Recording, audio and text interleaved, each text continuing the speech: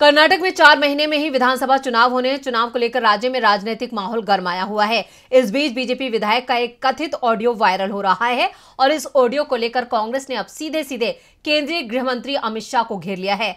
तो क्या है इस ऑडियो में जिससे मुश्किल में घिर सकती है बीजेपी? देखते हैं ये रिपोर्ट। कर्नाटक में बीजेपी विधायक योगेश्वर का कथित ऑडियो वायरल हो रहा है। इस ऑडियो में बीजेपी विधायक दावा कर रहे हैं कि संक्रांति के बाद से कर्नाटक की राजनीति में बहुत बड़ा बदलाव आएगा। चुनाव से पहले ऑपरेशन कमल चलाया जाएगा। अमित शाह ने कहा कि समझौते की राजनीति की जरूरत नहीं है। अमित शाह ने खुद हम सभी को पहले बुलाया और इस बारे में बात की। ऑडियो में इस बात का भी जिक्र है कि चुनाव के बाद जनता के फैसले के मुताबिक बीजेपी सत्ता में नहीं आएगी। हालांकि बीजेपी ऑपरेशन कमल चलाकर सरकार बनाएगी।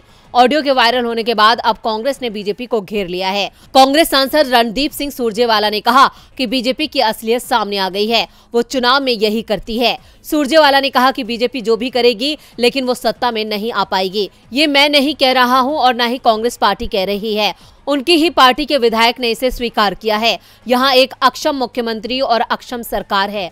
अब बीजेपी को सत्ता से बाहर करने का समय आ गया है। विधायक खरीदने का उनका प्लान साफ हो गया है। केंद्रीय गृह मंत्री अमित शाह भी विधायक खरीदने कर्नाटक आ गए। मैं सीएम बोम्मई को बता दूं कि बीजेपी हारेगी, कांग्रेस से नहीं बल्कि कर्नाटक की जनता से।